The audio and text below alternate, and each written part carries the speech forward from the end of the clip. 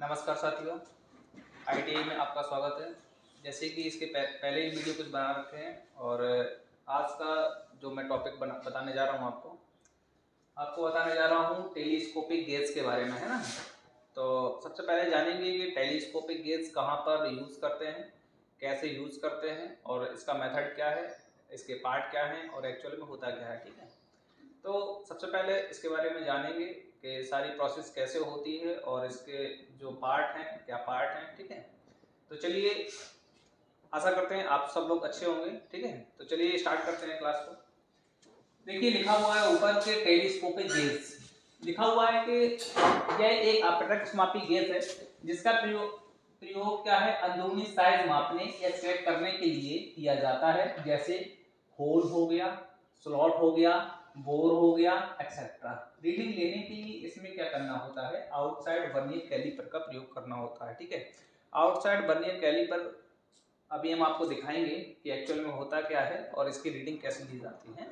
तो सबसे पहले अभी मेन पार्ट को समझेंगे कि ये क्या है, एक अप्रत्यक्ष मापी यंत्र है, इसमें कोई भी रीडिंग्स नहीं होती है। इसमें मेजरमेंट करने के लिए हमें सबसे पहले क्या करना होता है, आउटसाइड वर्नियर कैलिपर की मदद लेनी होती है, इसके बाद ही हम उसका मेजरमेंट ले पाते हैं। ठीक, दूसरी बात करते हैं कि इसमें जो पार्ट होते हैं, ये आपको टेलीस्कोपिक गेज दिख रहा होगा कि एक्चुअल में क्या है, कितने पार्ट हैं, इस तरीके से कुछ होता है। अभी मैं फिजिकली दिखाऊंगा आप लोगों को। ठीक है, तो इसके पार्ट के बारे में अगर जानेंगे, इसके पार्ट में नंबर 1 लिखा हुआ fix lag, telescopic lag, handle, locking screw, springs.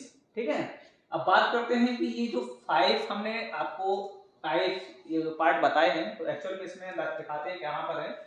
सबसे पहले बात करते हैं लॉकिंग स्क्रू। ये पीछे जो बना हुआ है लॉकिंग स्क्रू है, इसमें क्या होता है कि हम इसको टाइट कर देते हैं। जैसे इसको टाइट करेंगे, इसके जो ये 1 और सेकंड देख पा रहे होंगे, ये 1 है, ये सेकंड है। ये जो प्लंजर है, ये प्लंजर दोनों हैं, इसके अंदर स्प्रिंग लगी हुई है। जैसे ही इसको हम प्रेस करते हैं फिंगर्स से, तो ये दब जाता है। दबने के बाद में जैसे ही इसको मैं छोड़ता हूं तो रिलीज करेंगे तो इसको फैल जाता है। एक्चुअल में क्या है, इसको फिक्स करने के लिए क्या करेंगे, इसको हम लॉकिंग स्क्रू से टाइट करेंगे। जैसे ही लॉकिंग स्क्रू से टाइट करेंगे तो ये जहां पर भी फिक्स करना चाहेंगे वहां पर ये फिक्स हो जाएगा। और जैसे ही इसको लॉकिंग स्क्रू को हम ढीला करेंगे और ये अपनी पोजीशन में आ जाएगा। ठीक है, नंबर बात करते हैं कि एक फिक्स लैग होता है और एक टेलीस्कोपिक लैग होता है। एक तो इसमें फिक्स होता है, एक टेलीस्कोपिक लैग होता है। सबसे पहले क्या करेंगे, ये जो लिखा हुआ है मेजरिंग फेसेस लिखे हुए हैं, ये वाला पॉइंट और ये वाला पॉइंट, यही मेजर करता है। इनका मुख्य रोल है कि यही मेजरमेंट करता है होल का। ठीक है, होल के अंदर का। इसमें देख पा रहे होंगे हैंडल है, ये हैंडल इसमें जो स्क्रेच बने हुए हैं, ये नर्लिंग की हुई है। ये नर्लिंग इसलिए होती है कि कभी भी इसको अगर पकड़ते हैं तो क्या है कि पसीना आने से हमारा फिसलन ना हो। ठीक है, इसलिए नर्लिंग की जाती है। तो आशा करते हैं पूरा ये जो आपका डायग्राम ये समझ में आ गया होगा। चलो फिर से आते हैं वापस टॉपिक पर। तो मैंने बताया कि फिक्स लैग हो गया, टेलीस्कोपिक लैग हो गया। फिक्स लैग हो गया ये वाला हो गया, टेलीस्कोपिक हो गया ये है।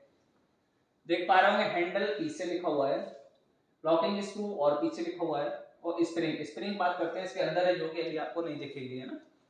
आगे बात करते हैं साइज की। साइज में वो 12 से 12.7 mm होता है, यानी कि 12.5 mm कह सकते हैं, से 1.152.4 mm यानी कि 152.4 mm का रेंज तक होता है, जिसमें 6 पीसेस का सेट होता है। पूरा एक आपका सेट होता है, 6 पीसेस उसके अंदर निकलते हैं। आगे अगर बात करते हैं मेथड की, तो मेथड में क्या होता है, प्लंजर को हाथ से दबाकर लॉकिंग स्क्रू से लॉक कर देना चाहिए सबसे पहले।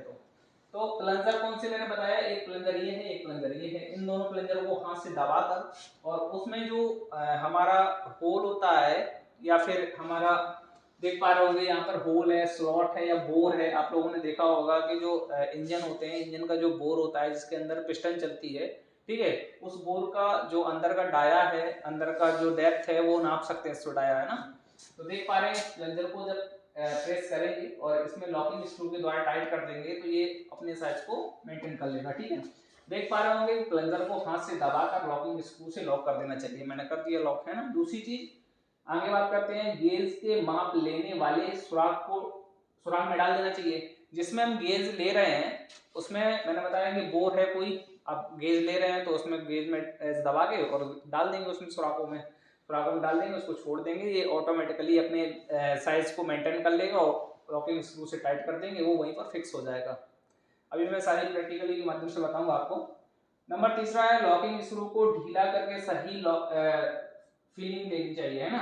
लॉकिंग स्क्रू को सबसे पहले ढीला कर देना चाहिए, ऐसा ना हो कि ऑलरेडी पहले से ही टाइट हो और उसके अंदर इंसर्ट कर रहे हैं तो पहले से ही वो फिक्स है और उसमें अपने मेजरमेंट जो उसका जो एरिया है वो एरिया को कवर अप नहीं कर पा रहा है ना, और ऑलरेडी टाइट नहीं करना चाहिए, पहले इसको ढीला कर देना चाहिए। जब वो पूरे तरीके से एरिया में फिक्स हो जाए इसके बाद ही लॉक लगाना चाहिए उसमें, ठीक है। आगे अगर बात करते हैं 4 में, लॉकिंग स्क्रू से प्लंजर को लॉक कर देना चाहिए। लॉकिंग स्क्रू ये रहा, इससे क्या है प्लंजर को फिक्स कर देना चाहिए, प्लंजर को, है ना, फिक्स कर देना चाहिए। नंबर 5 में बात करते हैं, गेज बाहर निकालकर reading outside vernier caliper transfer कर देनी चाहिए, जिससे और रीडिंग पढ़ लेना चाहिए, है ना। बात करते हैं इसमें गेज बाहर निकालना। सबसे पहले क्या है कि हम उसके होल के अंदर डाल देंगे, डालने के बाद में जैसे ही उसको मेजर अपने एरिया को कवर अप करेगा और लॉकिंग स्क्रू के थ्रू टाइट कर देंगे। टाइट करने के बाद में जब ये वहां पर फिक्स हो जाएगा तो हम इसको बाहर निकाल लेंगे। बाहर निकालने के बाद में आउटसाइड जो वर्नियर कैलिपर है उसमें हम लगाएंगे। लगाने के बाद में हम उसको रीडिंग को पढ़ेंगे कि रीडिंग इसमें एक्चुअल में है कितनी और मतलब क्या इसका डाया है ना। तो आशा करते हैं इसमें जो मैंने आपको बताया सारा चीज क्लियर हो गया होगा। इसके पार्ट क्या है, इसका इंट्रो क्या है और ये कौन सा मापी यंत्र है, अप्रत्यक्ष मापी यंत्र है और कैसे इसको पढ़ा जाता है, क्या इसके पार्ट होते हैं और क्या इसके कैसे रीडिंग ले जाती है, इसका यूजिंग मेथड क्या है ना। तो आशा करते हैं सारी चीजें समझ में आ गई होगी। मैं साइड हो जा रहा हूँ जिससे आप लोगों को विजुअल हो जाए, ठीक है। तो चलो अब प्रैक्टिकल के माध्यम से सारी चीजें बता दे रहा हूँ, है ना। देखिए आपके सामने टेलीस्कोपिक गेज दिख रहे होंगे, है ना। तो फर्स्ट सबसे छोटा है, सेकंड है इससे बड़ा है, थर्ड है, फिर फोर्थ है, फिर 5 है, 6 है ना। इसके बाद में देख पा रहे होंगे कि हमारे पास कुछ होल या शाफ्ट की बात करते हैं, यानी कि मतलब होल या फिर उसकी बात करते हैं क्या नाम आपका जो बोर वगैरह है ना। तो मैंने ग्लास लिया है और ये पाइप लिया हुआ है ना, छोटा सा टुकड़ा। तो जानेंगे इसको चेक कैसे करते हैं। देखिए मैंने अभी सबसे पहले तो मैं इनके बारे में बता दे रहा हूँ कि ये सारे टेलीस्कोपिक गेज हैं। मैंने बताया कि 6 सेट होते हैं, 1 2 3 4 5 6 है ना। 6 सेट के अंदर आते हैं, पूरा सेट आता है इसके अंदर आता है, मैं दिखा दे रहा हूँ, है ना। तो देख पा रहे हो कि ये वर्नियर कैलिपर है जो डिजिटल वर्नियर कैलिपर है और ये हमारा सिंपल वर्नियर कैलिपर है, देख पा रहे होंगे ना। तो इससे भी रीडिंग ले सकते हैं, है ना। लेकिन हम आज डिजिटल वर्नियर कैलिपर के माध्यम से बताएंगे कि एक्चुअल में कैसे इसमें यूज करेंगे ना। तो इनमें कोई भी देखिए देख पा रहे होंगे कि इसमें कोई भी रीडिंग्स नहीं लिखी हुई है ना। तो मैंने ये बताया था ये लॉकिंग स्क्रू है और ये आपका हैंडल है और ये आपके प्लंजर हैं, देख पा रहे होंगे। मैं हालांकि नहीं देख पा रहे होंगे तो बड़े में दिखा दे रहा हूँ इसमें। तो देखिए ये दोनों क्या है, जैसे इसको ढीला करते हैं तो ये स्प्रिंग है इसके अंदर, ये अप और डाउन हो रही है ना, अंदर जा रही है बाहर जा रही है। तो जैसे ही मैं इसको पुश करके और इसको टाइट कर देता हूँ तो ये क्या है वहीं पर फिक्स हो जाएगा और जैसे ही इसको मैं ढीला करता हूँ ये वापस अपने स्थान पर आ जाता है, ठीक है, देख पा रहे होंगे।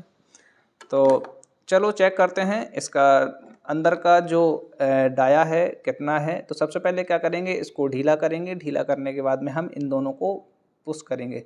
पुश करने के बाद में जब हम इसको डालेंगे इसमें, है ना, ऐसे छोड़ देंगे इसमें। छोड़ने के बाद में हम क्या करेंगे, इसको देख पा रहे होगे ना, हाँ दिख रहा होगा। तो इसमें क्या है, इसको टाइट कर देंगे, लॉकिंग स्क्रू को टाइट कर देंगे। टाइट करने के बाद में हम देख पा रहे हो ना, इसको बाहर निकाल लेंगे। बाहर निकालने के बाद में अब हम देखेंगे कि इसका एक्चुअल में रीडिंग है कितना, है ना। तो इसको मैं ओपन करूँगा। ओपन करने के बाद में इसके अंदर सेट करेंगे तो देख पा रहे होंगे इसको, जैसे ही इसको पास में लेके आएंगे देखिए आपस में ये जो है कांटेक्ट हो गया है ना, दोनों कांटेक्ट हो गया। कांटेक्ट होने पर देख पा रहे होंगे कि आपका 16.79 mm आ रहा है ना, यानी कि 16.79 यानी कि 16.79 mm आ रहा है ना साइज।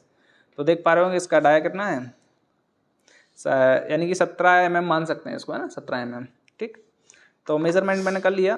तो सेम हम इसको देखते हैं, इसका जैसे कि ये बोर समझते हैं इसको ना। तो इसमें अगर देखेंगे तो इसमें इसको लूज़ करेंगे और इसको पुशअप करेंगे, है ना, पुश करेंगे और इसमें इंसर्ट करेंगे। इंसर्ट करने के बाद देख पा रहे होगे इसमें आप इसने क्या है एरिया को कवर अप कर लिया। करने के बाद में हम इसको टाइट कर देंगे, है ना, यहाँ से टाइट कर देंगे तो ये क्या है, फिक्स हो जाएगा वहीं पर, है ना, देख पा रहे हो ना, हो गया फिक्स, है ना, फिक्स हो गया। अब हम इसका डाया देखेंगे कि इसके जो अंदर का है कितना है, इसको लूज़ करेंगे, लूज़ करने के बाद में ऐसे चेक करेंगे, ऐसे इसके पॉइंट से पॉइंट को कांटेक्ट कराएंगे, देख पा रहे हो, देख रहे हैं, तो 68.5 mm, देख पा रहे हो ना, रीडिंग देख पा रहे होगे ना, 68.5 mm। डिजिटल वर्नियर कैलिपर से यही होता है कि हमें फार्मूले नहीं लगाने होते हैं और ना ही ज़्यादा इसको कैलकुलेशन करना होता है, इसलिए डिजिटल वर्नियर कैलिपर से आसान होता है रीडिंग लेना, है ना। तो देख पा रहे होगे 68.5 हो गया, तो इसका डाया कितना है, 68.5, है ना, ये कितना है, 68.5, है ना। चलो इससे हमने मेज़र किया, और अगर डायरेक्ट अगर मेज़र करना चाहते हैं तो कैसे करेंगे, ये इनसाइड वर्नियर कैलिपर होता है, तो इनसाइड वर्नियर कैलिपर होता है, इन दोनों को इंसर्ट करेंगे ना, इन दोनों के अंदर इंसर्ट करेंगे, देख पा रहे हो, देखो